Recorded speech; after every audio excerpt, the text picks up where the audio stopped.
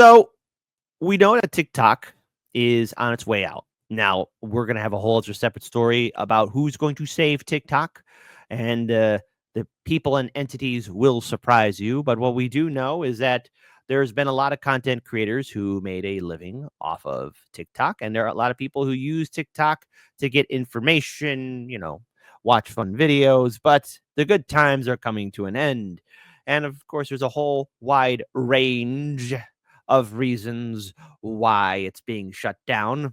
According to corporate media and the politicians, it's because China is spying in on us, stealing our data, and giving out misinformation. And oh no, we can't find anything about Tiananmen Square. It's not like you have the whole internet to find out stuff about China, okay? But what TikTok was doing was probably no different than what all of our other fantastic social media outlets do by getting our information via third party or some other nefarious reasons. But then again, there's the other side that says the reason why TikTok's being banned is because, there were a lot of videos about, I don't know, the crisis in Gaza. There's conversations about how our healthcare system is screwing over people. And my goodness, there's like millions upon millions of Americans talking to each other and agreeing like, hey, you hate your healthcare insurance too? So do I. What a coincidence. Me too. And in turn, there was a pushback. See, once you push at somebody, politicians, people will push back at you. Case in point, this video sums it up properly indeed. I want to pull up this video here from Ian Carroll. Everyone's downloading this new Chinese communist app called Rednote. What is it? What's going on? The story that's going on with this Rednote app, this China app thing, is amazing. I'll fill you in on this. It's like the most little brother energy thing ever. And it's happening on a mass scale, like millions of people. So the TikTok ban is going through a couple days. And Gen Z's like, no, fuck you. Because we all know that the Israel lobby is who's behind the TikTok ban. It has nothing to do with China. Look up Project Texas. It's controlled by Oracle already. It's not Chinese propaganda. And even if it was, they're not concerned about our data. If they were concerned about our data, they would have passed data privacy laws, not banning TikTok. Trump tried a TikTok ban bill way back, and it didn't get enough support. And it wasn't until October 7th and the Israel lobby and, support for Palestine breaking out all across TikTok and across young people in general that something actually started to get done. And so now that they're going to ban TikTok, what does Gen Z do? They're like, well, fuck you. We'll go download another Chinese TikTok app. And so Rednote is this Chinese, straight up like in Mandarin app. It has now launched to #1 on the App Store. You can download it yourself. It's kind of funny how people will react because politicians, while it's a completely different situation, two different things altogether, and they are. But during the late 20s, early 30s, our politicians had the big brain idea of banning alcohol in America. Now, I get it. There was a lot of concern about alcoholism and what it was doing to people. But see, the thing is, you were taking away everybody, the freedom of choice to drink. And when you did that, what happened, politicians? Well, you helped create the foundations of the criminal cartels known as the outfit, the mafia, if it does exist. And in turn, people still got their booze in many illegal ways. But no matter how hard the government tried to enforce it, it just wasn't going to work. And now the government, very similar to this war on drugs, they're learning the hard way. And now they're trying to take away people's entertainment through TikTok and social media. There's a lot of things wrong with the internet. There's a lot of things wrong with all these social media apps. There are plenty of things that must be called into question. And never forget how Congress kept on trying to grill the people who run TikTok, accusing them of being spies when we, the American people, are being spied in already. And what was the reaction now that TikTok can and possibly could be banned? Well, people went somewhere else. I mean, that's how people have been operating since the dawn of time. This is a natural reaction that no one should be surprised about. I downloaded it onto my phone just so that I could be a part of that statistic of how many people are downloading it, because that's hilarious. And then what winds up happening You wind up with American citizens and Chinese citizens just on the same app chatting with each other, like teaching each other Mandarin. They're like doing cultural exchange. It's hilarious. Hold on.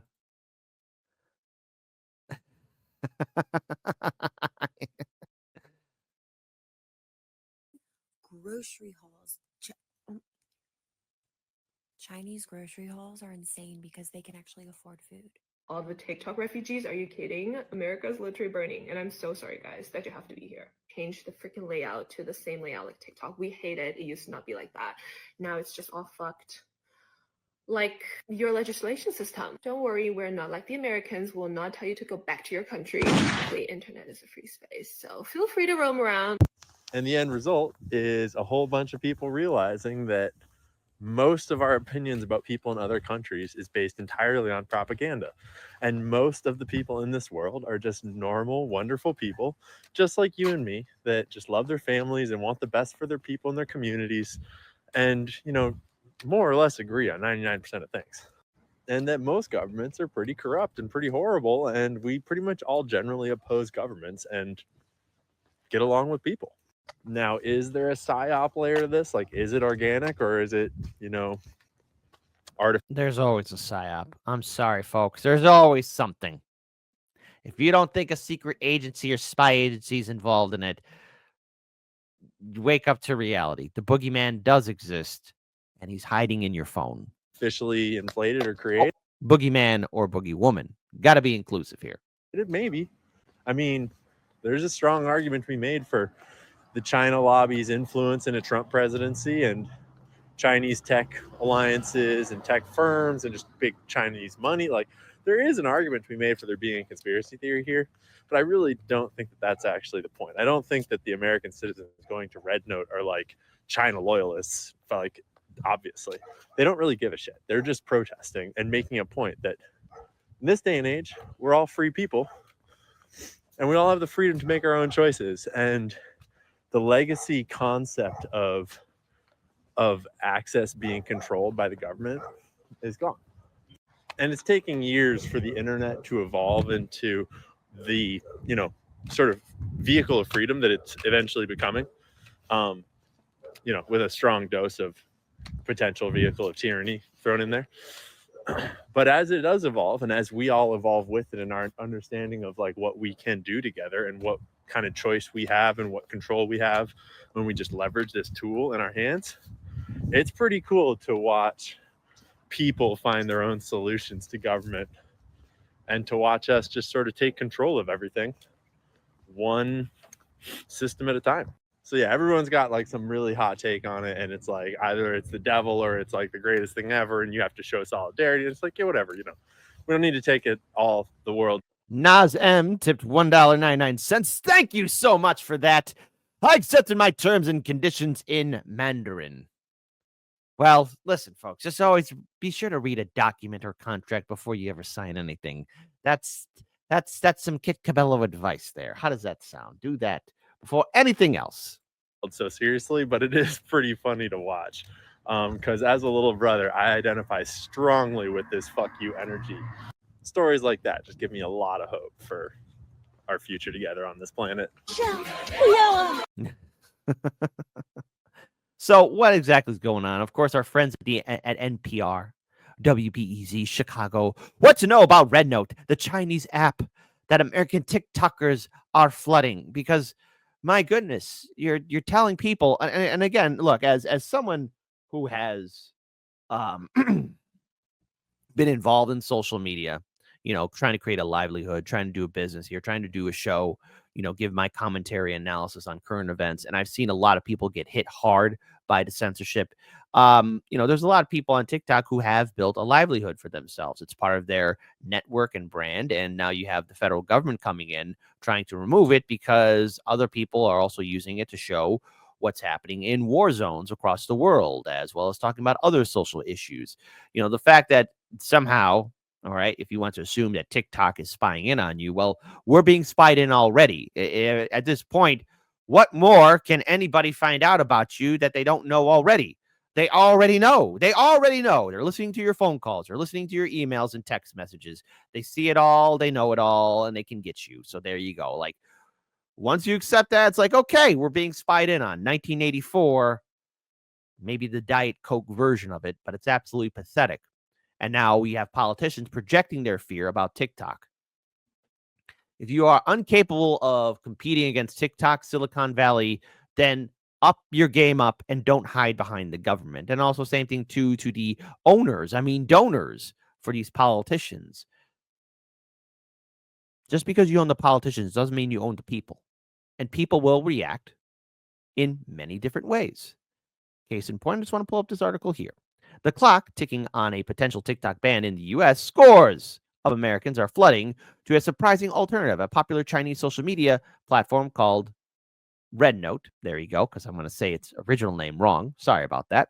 The Supreme Court appears unlikely to block a law that requires TikTok to be either be divested from its China-based parent company, ByteDance, or shut down in the U.S. on January 19th. The law stems from concerns about the Chinese government accessing Americans' data.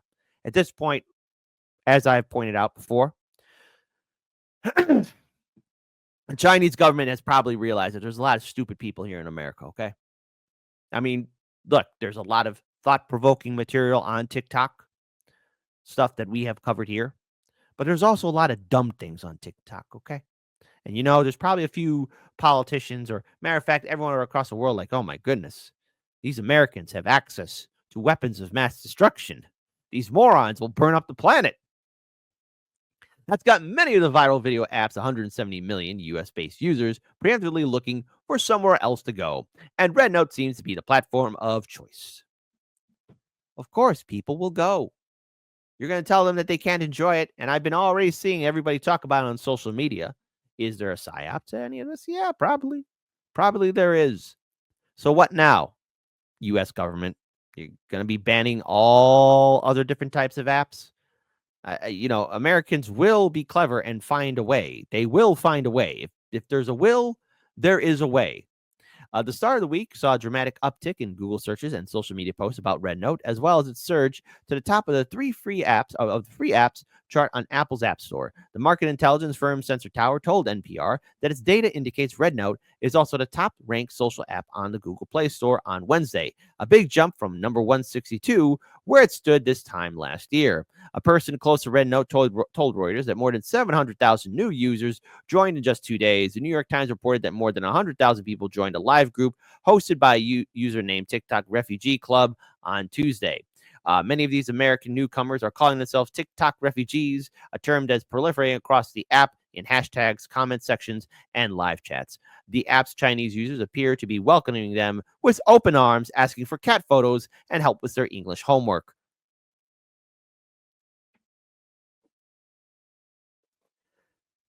This all sounds good. Just like in Jurassic Park 2, The Lost World, when they see the Stegosaurus herd coming in, everyone's surprised at the majesty of the dinosaurs. And right now, there's a lot of TikTok refugees going into Rednote, and there's a lot of oohs and ahs and cute cat photos and people helping with English homework. And then comes the internet. Then there's running and screaming and terror.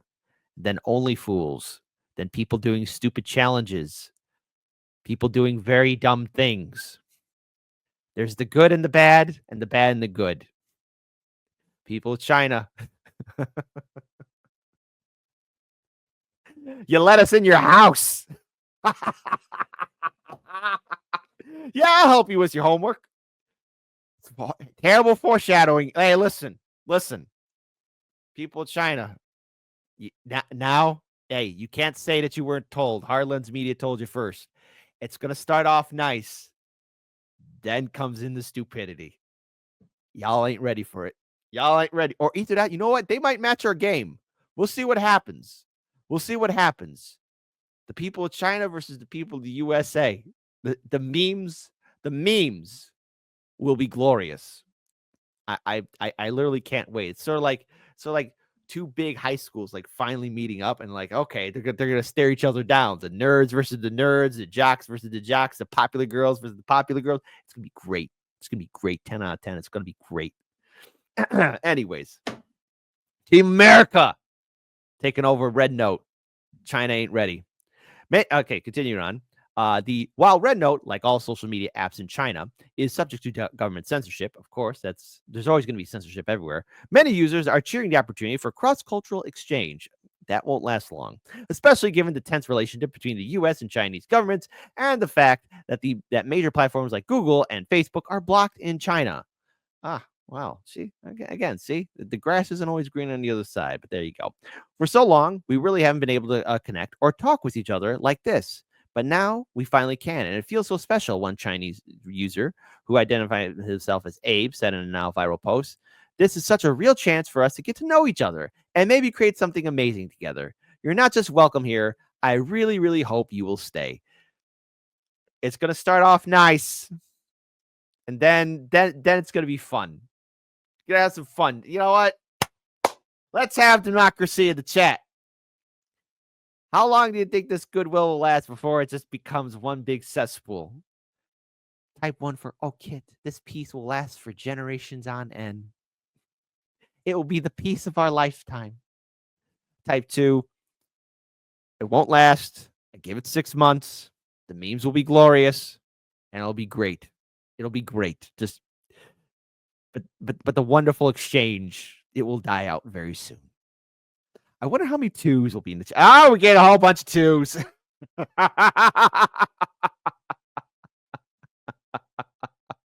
Oh, we got one believer. Automatic selector says 1. It will last forever. And Chad Clark, who's the Chad of Chads, there you go. P. Wayne Smith, there you go. Continuing on. The lifestyle app is China's take on Instagram. The Chinese equivalent to TikTok is the ByteDance-owned platform Douyin. Rednote is a different app altogether. It's considered China answer to Instagram, with a layout similar to Pinterest, displaying multiple posts at the same time, and a focus on travel, makeup, fashion, and shopping. Users can post short videos, engage in live chats, call each other, and even purchase products within the app. It launched in 2013. That wasn't really a good year for me. Originally named Hong Kong Shopping Guide, the Reuters reports that it aimed at Chinese tourists looking for local recommendations. Over the years, it grew steadily and took on the name Little Red Book. I'm going to butcher the original name. I'm sorry. That phrase traditionally refers to a collection of quotations from Chinese communist leader Mao Zedong. Cue Fox News. Like they're gonna do some kind of fear thing.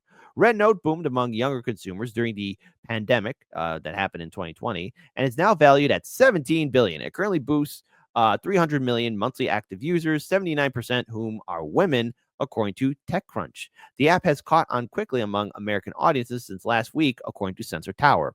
It says U.S. mobile downloads of the app increased more than 20 times over the 7-day period beginning January 8th compared to the previous week, and are up more than 30 times compared to the same period last year. More than a fifth of Rednote's total app downloads so far this month have come from the U.S., the firm says, compared to just 2% during the same period in 2024.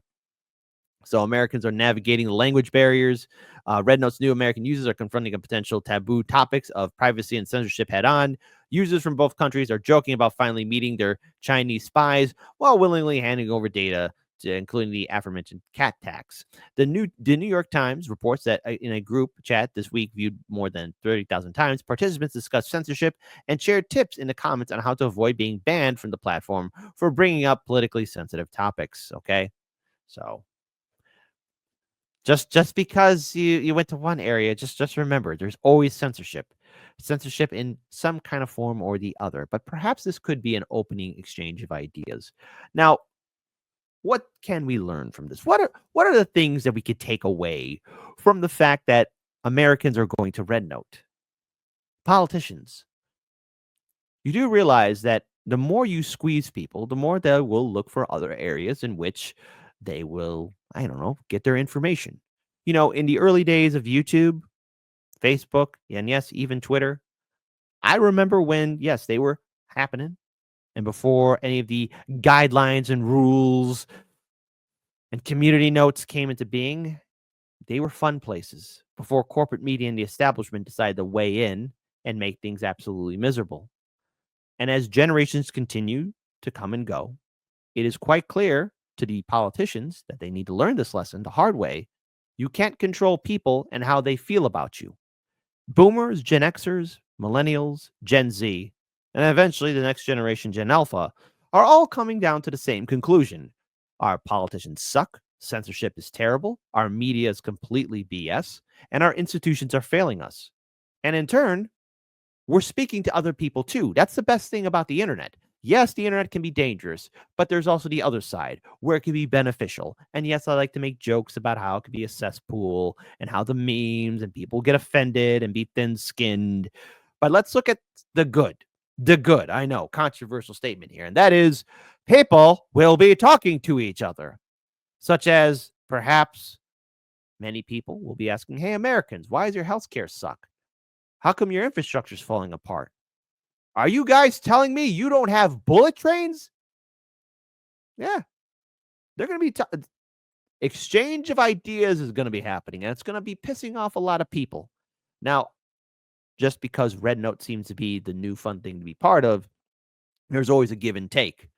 So there's always something to consider, especially when you go onto a new app and you might say something that will go against its guidelines. Because remember, it's not American, it's Chinese. So it's going to have its own things altogether. But this shows how people are still able to make their own choices. And as they should be free to make their own choices.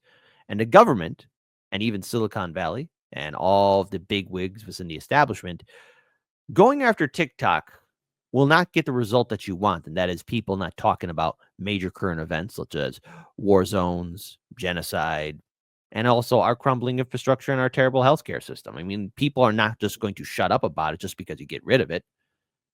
Get rid of the bad thing, and the bad thing will never come back. That's not how it works. That's something you see in a fantasy book. Social media and the internet is unbeatable. You could try and squeeze your control. You could try and maintain balance and power, but you can't control the will of the people. And if people want to do something, they're going to do it.